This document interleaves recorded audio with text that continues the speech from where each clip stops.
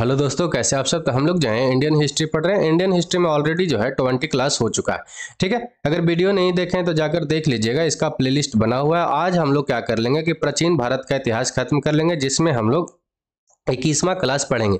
अभी हम लोग पढ़ क्या रहे हैं तो दक्षिण भारत का इतिहास देख रहे हैं, जो एक क्लास 20वां जो हो चुका है, और दूसरा जो 21वां है जो आज क्या है कि दक्षिण भारत का इतिहास भी उसमें खत्म हो जाएगा। और इसके साथ क्या होगा कि प्राचीन भारत का इतिहास भी खत्म हो जाएगा। इसका अगर पीडीएफ चाहिए तो क्या करना है कि टेलीग्राम का लिंक दिया होता है डिस्क्रिप्शन में, वहां से आप क्या करिएगा कि जाके सारा पीडीएफ डाउनलोड कर लीजिएगा। ठीक है, तो चलिए आज का क्लास हम लोग शुरू करते हैं। वीडियो अच्छा लगेगा तो लाइक करिएगा, कमेंट करके, शेयर करके, सब्सक्राइब करके बेल आइकन को दबा के रखिएगा। हम लोग जो है दक्षिण भारत के इतिहास में क्या क्या चीज देखे थे, तो आपको एक बार देख लेना है कि हम लोग दक्षिण भारत के इतिहास में पृष्ठभूमि उसका देखे थे। ठीक है, और पल्लव वंश के बारे में देखे थे, जहां से क्वेश्चन बहुत ज्यादा बनते रहता है। आज हम लोग क्या करेंगे तो चालुक्य वंश के बारे में देख लेंगे। संगम साहित्य से बहुत ज्यादा क्वेश्चन बनता है, वो हम लोग देख लेंगे। और इसके साथ क्या करेंगे कि अपना प्राचीन भारत का इतिहास को खत्म कर लेंगे। संगम साहित्य के बारे में हम लोग से हमेशा क्वेश्चन बनते रहता है। सबसे पहले तो ये पूछ लेता है कि संगम साहित्य किस क्षेत्र से है भारत का, तो आपको बताना है कि दक्षिण भारत से रिलेट करता है।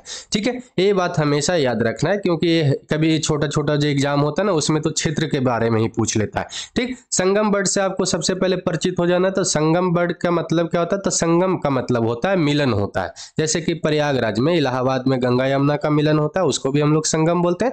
तो संगम का मतलब होता है एक तरह से मिलन। ठीक है, संगम साहित्य में हम लोग देखते हैं तो क्या है कि तमिल कवियों का एक संगम, मतलब कि एक ग्रुप। मदुरई कहाँ है, तो आपको बताना है कि ये है आपका तमिलनाडु में। वहां पे उसको क्या मिला, तो राजकीय संरक्षण मिला। सबसे पहला बात आपको ध्यान में रखना है कि कोई कवि, कोई विद्वान का ग्रुप कहाँ पे रहेगा, जहाँ पे उनका संरक्षण मिलेगा, जहाँ पे उनको पढ़ने के लिए जगह, जहाँ पे उनको कॉलेज, जहाँ पे सब कुछ, मतलब कि कोई चीज का मान लिया जाए कि लिखा जा रहा है, कोई चीज का उसमें क्या किया जा रहा है कि विवरण दिया जा रहा है, अभिलेख लिखा जा रहा है। अभी के जमाना में जैसे कि देखिए कि नासा में रिसर्च कुछ हो रहा है, या तो इसरो में रिसर्च हो रहा है, तो वहां पे संरक्षण देंगे, तभी वहां पे क्या करेंगे कि सारा विद्वान रहेंगे। ठीक है, तो ठीक मदुरई में क्या हुआ कि बहुत सारा राजा जो थे क्या किए कि सारे विद्वानों को संरक्षण दिए, इसलिए यहाँ पर ये सब रहे। और क्या हुआ कि 9,990 वर्षों के लंबे अंतराल पे 3 संगम हुआ। ये तीनों संगम में बहुत सारे कवि यहाँ पर क्या किए थे कि मिले थे, जिसमें कितना कवि ने भाग लिए थे, तो आपको ध्यान में रखना है कि 8,598 कवियों ने क्या किए थे कि इसमें भाग लिए थे।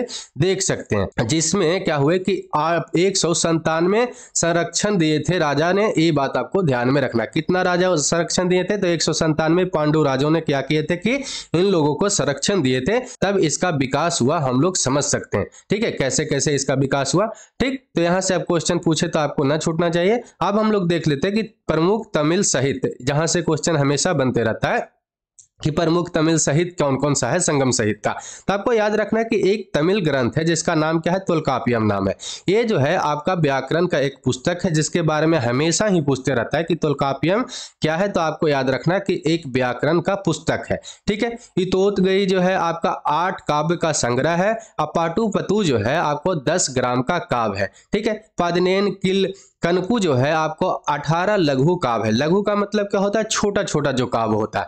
और 3 इसमें महाकाव्य लिखा गया है। ये बहुत ज्यादा इंपॉर्टेंट है। कितना महाकाव्य लिखा गया है, तो 3 महाकाव्य लिखा गया है। साथ ही साथ आपका कौन सा पुस्तक का याद रखना है, तो आपको याद रखना है तोल्कापियम का, जो बहुत ज्यादा इंपॉर्टेंट है। तोल्कापियम के बारे में थोड़ा सा और जान लेते हैं कि इनका रचनाकार कौन थे, तो तोल्कापियर थे। ये बात आपको ध्यान में रखना है, जो क्या है एक तमिल व्याकरण है। यहां से आपको ये चीज याद रखना है। ठीक है, अब हम लोग 3 महाकाव्य के बारे में देख लेते, क्योंकि कभी कभी तीनों महाकाव्यों के बारे में भी पूछते रहता है। तो हम लोग पहला देखते हैं शिल्पाधिकारम, जिसको हम लोग रत्न जुड़ित नुपुर कभी नाम से जानते हैं। जिसका लेखक कौन है, तो आपको बताना है कि इंग्लो है। और इंग्लो कौन थे, तो चोल शासक करिकाल का पौत्र थे। जब चोल शासक पढ़ेंगे ना, तो उनके बारे में भी ध्यान से देखेंगे वहां से।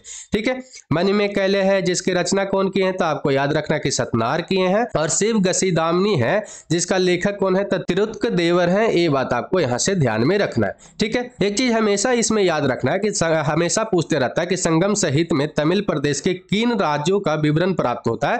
तो आपको बताना है कि चोल, चेर, पांड्य राज्यों का क्या है कि संगम साहित्य में तमिल प्रदेशों का विवरण प्राप्त है, और किसी का भी नहीं है। ये तीनों का ही है। ये बात हमेशा याद रखना है, क्योंकि ये पूछते भी रहता है। चौथा दिया रहता है और उसमें 1, 2, 2 3 1 2 3 ऐसे करके बनाना होता है। तो आपको याद रखना सबसे अच्छा है इसका तरीका क्या है कि चोल चेर पांडे ही याद रखेंगे, और बाकी कुछ भी देंगे उसको क्या करेंगे कि एलिमिनेट करेंगे, कट कर देंगे। ठीक है, तो यहां से आपको ये ध्यान में रखना है चोल चेर पांडे के बारे में। ठीक है, आगे आपसे पूछ सकता है कि चोल राज्य कहां पर स्थित था, तो आपको याद रखना है कि चोल राज्य जो था पन्नार और दक्षिणी बेलास के मध्य में स्थित था। अक्करी काल इसका सबसे प्रतापी राजा था। ठीक है, और पुहार पतन का निर्माण इसी के समय में हुआ था। पुहार पतन कहाँ पे है, तो आपको याद रखना है कि तमिलनाडु में है। पतन किसको बोलते हैं, तो जो बंदरगाह होता है ना, बंदरगाह, एक बंदरगाह हो उसमें शामिल, चाहे तो एक से अधिक बंदरगाह जब शामिल हो जाता है तो उसको हम लोग पतन बोलते हैं। अरे पतन का मतलब क्या होता है, मतलब कि आप समझिए कि ये समुद्र है या नदी है, वहां पर क्या होता है कि मिट्टी जैसे ऐसे बना हुआ होता है। एक तो मैन मेड भी होता है, आदमी के द्वारा भी बनाया जाता है, और एक क्या होता है कि प्रकृति के द्वारा भी बनता है। प्रकृति के द्वारा जो बनता है उसको हम लोग डेल्टा के भी नाम से जानते हैं। ठीक है, तो ये जो होता है यहाँ पर क्या होता है कि जहाज ये सब आके रुकता है। ठीक, उसी को हम लोग बंदरगाह बोलते हैं, और जब बंदरगाह के ग्रुप होता है उसको हम लोग पतन बोल देते हैं। और एक पतन को भी, एक बंदरगाह को भी पतन बोल सकते हैं, और एक से अधिक बंदरगाह शामिल हो तो उसको हम लोग पतन बोलेंगे। ठीक है, ये बात आपको ध्यान में रखना। एक अकेला बंदरगाह को भी पतन बोल सकते हैं, और एक से अधिक बंदरगाह भी शामिल रहेगा तो भी उसको हम लोग पतन बोल सकते हैं। ये यहाँ से ध्यान में रखना, मतलब बंदरगाह और पतन में ये डिफरेंस होता है। ठीक है, आगे हम लोग देखते हैं चेरो के बारे में। तो चेरो का जो है अभी कहाँ पे बसा हुआ है क्षेत्र, तो आपको याद रखना है कि केरल राज्य में स्थित है। जिसका अगर प्रतापी राजा या प्रमुख राजा के बारे में पूछे तो आपको किसके बारे में बताना, सेनगुर टूवन है, ये बात आपको ध्यान में रखना। और जिसने क्या किया था कि आदि राज का उपाधि भी धारण किया था। ठीक है, नेक्स्ट हम लोग देखते हैं पांड्य राजा के बारे में। तो पांड्य राजा जो था किस क्षेत्र में पड़ता है इसका क्षेत्र, तो आपको याद रखना है कि कावेरी के दक्षिण में, जो तमिलनाडु वाला क्षेत्र है ना उस वाले में। और इसकी राजधानी कहाँ पे था, तो मदुरा में था। मदुरा ये अभी हम लोग देखे थे कि कहाँ पे, तमिलनाडु में। अब पांड्य राजाओं में सबसे शक्तिशाली राजा कौन हुआ, तो नेडुजेलियन हुआ। ये बात आपको यहाँ से ध्यान में रखना है। ठीक है, आगे हम लोग देख लेते हैं संगम, जो 3 हुआ था संगम ना, अभी हम लोग देखे थे कि 9,990 वर्षों में 3 प्रमुख संगम हुआ था। सारे कवियों वहां पर मिले थे, 8,000 से भी ज्यादा। तो वहां पर हम लोग देखते हैं कि कहाँ कहाँ पे कौन कौन सा स्थान पे हुआ था, कौन कौन उसके अध्यक्ष थे। ये हमेशा कम से कम पूछते रहता। पुस्तक के बारे में ना भी याद रखें, लेकिन हमेशा अध्यक्ष और स्थान को याद रखना है तीनों के बारे में। तो प्रथम जो हुआ था मदुरा में, इसको मदुरई के भी नाम से जानते हैं। कहाँ पे है आपका, तमिलनाडु में। इसके अध्यक्ष कौन थे, तो अगस्त ऋषि थे। ये बात आपको याद रखना। जिसमें बहुत सारे पुस्तक का क्या हुआ था कि रचना हुआ था, परिपाडल हुआ था, मुदुनौर हुआ था। ठीक है, और भी ज्यादा इसमें क्या था कि पुस्तक का प्रकाशन हुआ। ये सब ज्यादा पुस्तक के बारे में याद नहीं रखना है, लेकिन स्थान और अध्यक्ष जरूर याद रखना है। दूसरा कहाँ पे हुआ था, तो आपको याद रखना है कि कपाटपुरम में हुआ था। ठीक है, कपाटपुरम कहाँ है, तो अभी के आंध्र प्रदेश के क्षेत्र में पड़ता है। ठीक है, अगस्त ऋषि और तोलकापियर इसके क्या थे कि अध्यक्ष थे, और अगतियम कली ये सब क्या हुआ कि यहाँ पर पुस्तक का रचना हुआ। ठीक है, तीसरा कहाँ पे हुआ था, तो आपको याद रखना है कि उत्तरी मदुरई में। ठीक है, नकीरर इसका क्या थे कि अध्यक्ष थे। नकीरर को महाकवि भी बोला जाता है, महान कवि भी बोला जाता है। ये बात आपको ध्यान में रखना। इसमें परिपाडल, वरी, नतरीन ये सब पुस्तक का क्या हुआ कि इसमें रचना हुआ था। ये बात यहाँ से आपको ध्यान में रखना। आगे हम लोग देखते हैं चालुक्य वंश के बारे में, जो हमेशा क्वेश्चन पूछते रहता है। तो चालुक्य वंश के बारे में जो यहाँ पर क्या है कि बादमी के चालुक्य, बेगी के चालुक्य, ये सब बटा रहेगा। तो इस सबसे डरना नहीं है, सब चालुक्य वंश के ही क्या थे कि ये वंशज थे। बस क्या था ना कि जो जो क्षेत्र में राज्य किए हैं ना, तो उस क्षेत्र के अनुसार से क्या किया गया है कि चालुक्य वंश को बांट दिया गया है। ठीक है, कोई दूसरा चालुक्य नहीं था, सब एक ही था, एक ही खानदान के था। बस जिस जिस क्षेत्र में राज्य किए हैं उस अनुसार से ये सबको बांट दिया गया है। बस इतना ही आपको याद रखना है। ठीक है, तो बादमी के चालुक्य के बारे में हम लोग देखते हैं। ये बादमी कहाँ पे है, तो कर्नाटका में है। ठीक है, तो बादमी के चालुक्य के बारे में देखते हैं। तो जय सिंह को बादमी के चालुक्य वंश का संस्थापक बोला जाता है। और आपसे पूछे सिंपल सी क्वेश्चन भी कि चालुक्य वंश का संस्थापक कौन है, तो आपको सीधा सीधी क्या बता देना है कि जय सिंह। ठीक है, जय सिंह कदवों का क्या थे कि अधीन में शासन करते थे। पुलकेशिन प्रथम इसका क्या हुआ कि बाद में राजा बने। तो बादमी के चालुक्य का उत्कर्ष जो है पुलकेशिन प्रथम के काल से होना शुरू हो गया। और उसने क्या किया कि बीजापुर के निकट जो बादमी है, बतापी है, उसको क्या किया कि अपना राजधानी बनाया। ए बादमी या बदामी ये सब कहाँ पे है, तो आपको बताना है कि कर्नाटका में है। ये बात आपको ध्यान में रखना है। कीर्तिवर्मन फर्स्ट के बारे में देखते हैं। तो इसने क्या किया कि कदवों को नष्ट कर दिया, और कदवों को नष्ट करने पे गोवा को क्या कर लिया कि अपने अधिकार में कर लिया। हम लोग देखे थे कि जय सिंह किनके अंदर काम करते थे, तो कदवों के अधीन काम करते थे। लेकिन ये जो कीर्तिवर्मन फर्स्ट हुए वो क्या किया कि कदवों को नष्ट किए और नष्ट करके गोवा को भी अपने अधिकार में ले लिए थे। ये बात आपको ध्यान में रखना है। आगे हम लोग देखते हैं पुलकेशिन द्वितीय के बारे में, जिनका शासनकाल कब से कब तक रहा, ये पूछते रहता है। तो 609 ईस्वी से लेकर 642 ईस्वी तक रहा।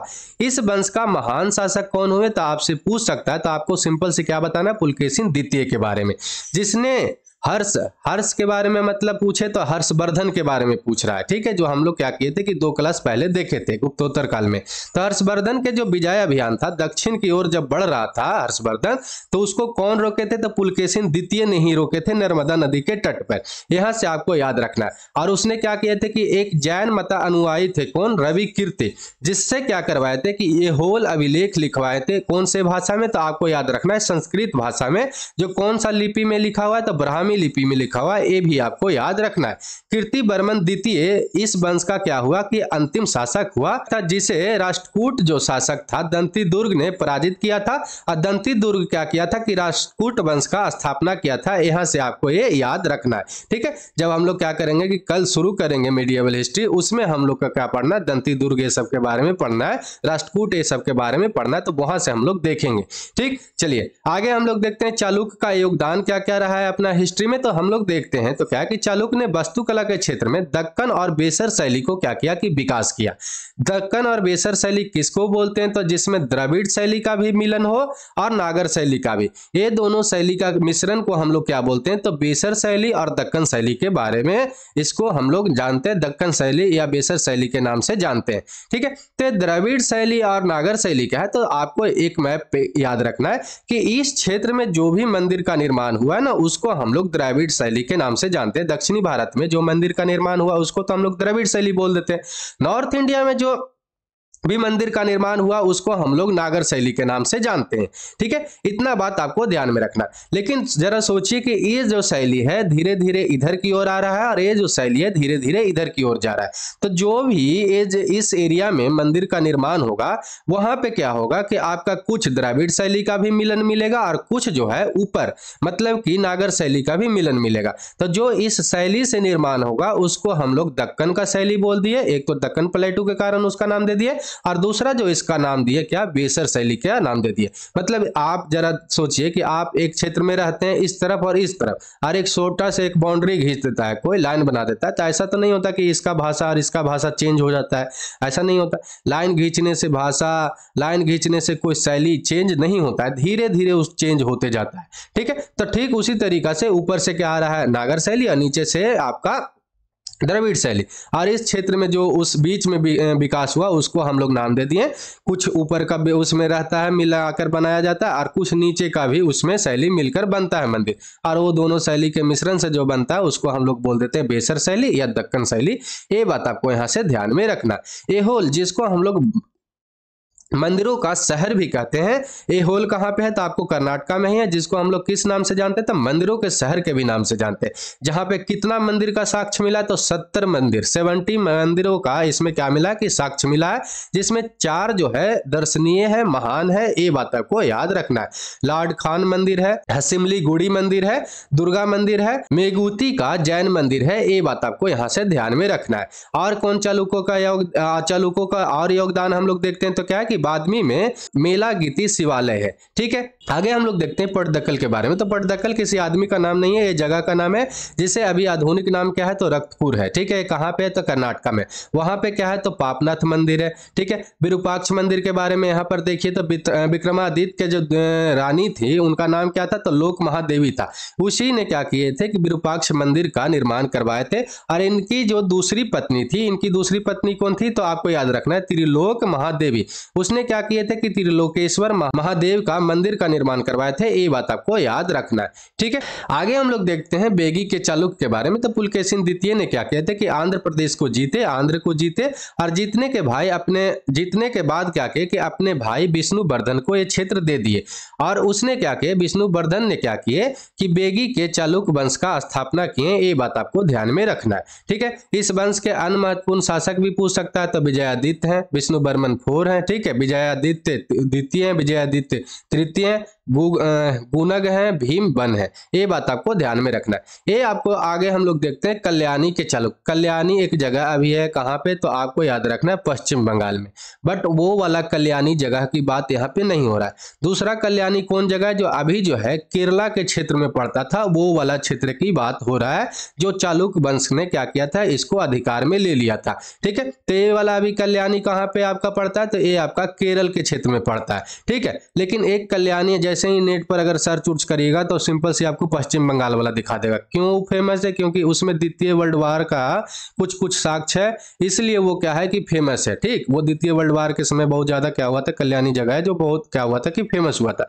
तो उसके कारण से वो। ठीक, लेकिन ये वाला हम लोग चालुक्य के बारे में पढ़ रहे हैं, तो ये कहाँ पे है, तो केरल में है। ये हमेशा आपको याद रखना है। इस वंश की स्थापना अगर पूछे तो कौन किया था, तो आपको याद रखना कि तैलप द्वितीय ने किए थे। ठीक है, इसने क्या किए थे कि राष्ट्रकूट राजा कर्क द्वितीय को मारकर इस वंश का स्थापना किए थे। आपको ये बात याद रखना है। ठीक, आगे हम लोग देखते हैं तो क्या है कि तैलप द्वितीय की जो राजधानी था कहाँ पे था, तो मानखेट में थी। जो सोमेश्वर द्वितीय ने अपनी राजधानी कहाँ पे बनाए थे, मानखेट से हटाकर कल्याणी में कर दिए थे। ये बात आपको ध्यान में रखना। विक्रमादित्य 4 के बारे में देखे थे, इस वंश का क्या हुए कि महान शासक हुए। और विक्रमादेव के चरित्र के जो लेखक कौन है कि बिल्हन है, और अमितछारा के लेखक कौन है, विज्ञानेश्वर जो है, उनका आश्रय कहाँ पे मिला था, तो आपको याद रखना कि विक्रमादित्य 4 के ही काल में मिला था, विक्रमादित्य के शासन काल में मिला था। ये बात आपको ध्यान में रखना। सोमेश्वर तृतीय के बारे में देखे तो इसके काल में क्या हुआ कि चालुक्य राजा जो था बिखरने लगा था, और इसने अभिलाषी तर्क चिंतामणि की रचना की है, जिसके कारण से हम लोग इसको सर्वज्ञ के भी नाम से जानते हैं। ये बात आपको ध्यान में रखना है। ठीक है, तो चलिए इसके साथ ही क्या हुआ कि आज जो है हम लोग प्राचीन भारत का इतिहास तो खत्म कर लिए। कल से हम लोग क्या करेंगे, तो मिडिएवल हिस्ट्री शुरू कर देंगे। और साथ ही साथ याद क्या रखना है कि ये जितना भी इसका PDF है क्या होगा कि अब डाल दिया जाएगा आपका एंशिएंट इंडिया का, वहां पर जाकर आप डाउनलोड कर लीजिएगा। और कल से हम लोग मिडिएवल हिस्ट्री क्या करेंगे कि शुरू कर लेंगे। ठीक है, तो चलिए आज के लिए इतना ही। वीडियो अच्छा लगा तो लाइक करिएगा, कमेंट करके, शेयर करके, सब्सक्राइब करके बेल आइकन दबा दीजिएगा। तो जय हिंद, जय भारत।